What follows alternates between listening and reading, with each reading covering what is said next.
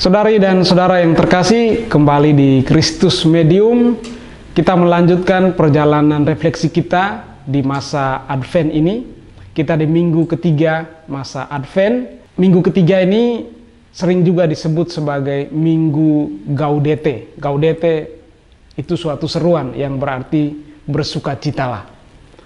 Saudari dan saudara sekalian, kita berjumpa dengan tokoh utama yang sering kita jumpai dalam masa Advent ini, yaitu Yohanes Pembaptis. Kita sudah merenungkan bahwa Yohanes Pembaptis identik dengan suara orang yang berseru-seru di padang gurun. Dia menyuarakan suatu suara kenabian yang mendorong kita, menggugah hati kita untuk mengubah hidup kita, bertobat, berbalik arah. Suatu suara yang menyerukan tentang kebenaran. Dan kalau suara itu menyerukan kebenaran, dia menggugah hati orang untuk mengubah kehidupan, untuk menyadari bahwa ada sesuatu yang keliru, yang salah dalam hidupnya, maka dia mau mengembalikan arah hidupnya kepada jalan yang baik dan benar. Nah, orang-orang yang mendengarkan suara di padang gurun itu tergerak hatinya. Mereka datang kepada Yohanes untuk dibaptis. Dan penginjil Lukas melukiskan bahwa ada orang banyak yang datang kepada Yohanes. Dan mereka bertanya, apakah yang harus kami perbuat? Suatu pertanyaan yang menunjukkan bahwa orang tergugah, orang terkesan dan ingin tahu apa yang harus dilakukan. Dan Yohanes memberikan suatu jawaban yang sangat konkret. Barang siapa mempunyai 2 helai baju, hendaklah ia membaginya dengan yang tidak punya.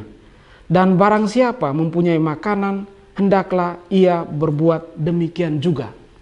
Jadi jawaban Yohanes ini berkaitan dengan semangat solidaritas, ya, saling berbagi satu sama lain.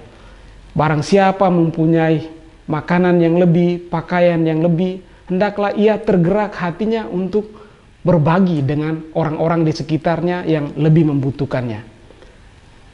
Yohanes juga mendapat pertanyaan dari orang-orang yang datang kepadanya, ya, yaitu kelompok pemungut cukai.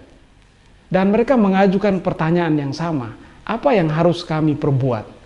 Kita tahu para pemungut cukai, mereka yang bekerja mengumpulkan pajak untuk pemerintah Romawi.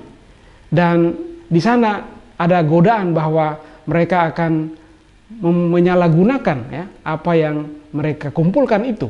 Kita semua tahu bahwa, ya, uang menjadi suatu godaan yang besar dalam pekerjaan, dalam keseharian kita. Dan mereka mengajukan pertanyaan, apa yang harus kami perbuat? Dan Yohanes sekali lagi menjawab dengan suatu jawaban yang sangat konkret. Jangan merampas dan jangan memeras, dan cukupkanlah dirimu dengan gajimu. Saudari dan saudara sekalian, ini suatu jawaban yang sungguh-sungguh relevan dalam kehidupan kita. Kita yang sehari-hari bekerja di tempat-tempat kerja kita, di kantor, di perusahaan, atau di tempat lain. Di sana kita bekerja dengan salah satu tujuannya ialah untuk mendapatkan, ya, gaji untuk kehidupan kita, untuk memenuhi kebutuhan kita sehari-hari. Dan itu berarti kita berbicara tentang kebutuhan akan uang, kebutuhan finansial. Dan dalam minggu ketiga masa Advent ini, jawaban Yohanes menyentuh, ya, kita semua, menyentuh pengalaman kita semua. Cukupkanlah dirimu dengan gajimu. Jangan merampas, jangan memeras. Saudari dan saudara sekalian, kata-kata ini tajam maknanya. Dia menggugah kesadaran kita. Ini suatu seruan kebenaran. Nah, kalau kita pada minggu ketiga ini merenungkan bahwa kita bersukacita, mengharapkan, menantikan kedatangan Tuhan, kita diajak untuk menantikan Tuhan dengan rasa syukur, dengan sukacita. Dan kalau kita mau bersukacita, berarti kita juga menunjukkan itu juga secara konkret dalam kehidupan kita. Kita mau bersolider dan berbagi. Kita mau bertindak adil, bersikap adil. Ya. Kita tidak mengambil apa yang bukan menjadi hak kita. Ini suatu pesan yang sangat penting bagi kita. Ya. Kita harus puas, kita belajar bersyukur dengan apa yang memang sudah kita peroleh dari usaha-usaha kita. Dan kalau orang yang mau bersikap adil, dengan sendirinya di sana dia menemukan bahwa dia mau berbagi. Ya. Sebaliknya orang yang mau menguasai, mau mengambil segala sesuatu menjadi miliknya, sangat sulit untuk diajak bersolider dengan sesama di sekitarnya. Saudari dan saudara yang terkasih, jawaban Yohanes yang konkret dan menyentuh pengalaman kita ini tentu bukan suatu kecaman saja, ya. Dan memang Yohanes tidak bermaksud hanya mengecam kita, ya. Tetapi Yohanes menyuarakan apa yang benar dan yang harus kita lakukan. Dan kenapa kita mau melakukan itu? Bukan demi suatu kewajiban semata-mata, tetapi karena kita yakin dan percaya bahwa dengan cara itu kita memberi kesaksian tentang Tuhan yang mengasihi, mengampuni, yang sudah bersolider dengan kita. Oleh karena itu orang yang datang kepada Yohanes juga mereka menanti-nantikan Mesias, ya.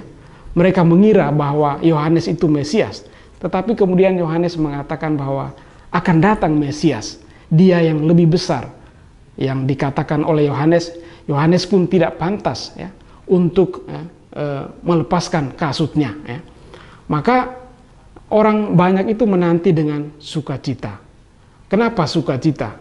Karena mereka akan menantikan dia yang datang membaptis mereka dengan roh dan api.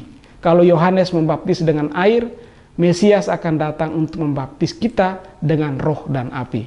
Saudari dan saudara sekalian, roh dan api itu adalah lambang pembaruan, lambang kasih Tuhan yang membarui, yang menempa kita, yang mengubah manusia sehingga dia menjadi lebih matang, lebih mantap, lebih terbentuk dalam hidupnya. Saya yakin dan percaya bahwa kita semua merindukan, mendambakan suatu pembaruan dalam hidup kita. Karena itu kita mau menantikan Tuhan, mengharapkan kedatangan Tuhan penuh sukacita. Kita mau berusaha melakukan tindakan-tindakan konkret untuk menunjukkan bagaimana kita adalah orang-orang yang berpengharapan. Kita berbagi, kita bersolider, kita mau bersikap adil satu sama lain. Saudari dan saudara sekalian, gaudete, bersukacitalah, karena Tuhan datang membarui, membentuk kita secara baru, menjadikan kita sebagai orang-orang yang pantas di hadapannya. Semoga saudari dan saudara sekalian tetap dalam pengharapan, tetap dalam sukacita, menantikan kedatangan Sang Juru Selamat. Salam kasih dan semoga kita semua selalu dalam berkat dan perlindungan Tuhan. Pace e bene.